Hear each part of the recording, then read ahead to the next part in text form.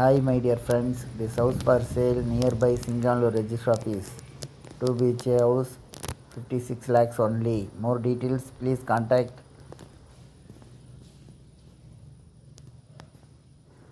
வணக்கம் அன்பு நண்பர்களே, நீங்கள் பார்த்துட்ருக்க இந்த வீடு கோவை மாவட்டம் சிங்கானல்லூர் பத்திரப்பதிவு அலுவலகம் அருகில் விற்பனைக்குள்ளது.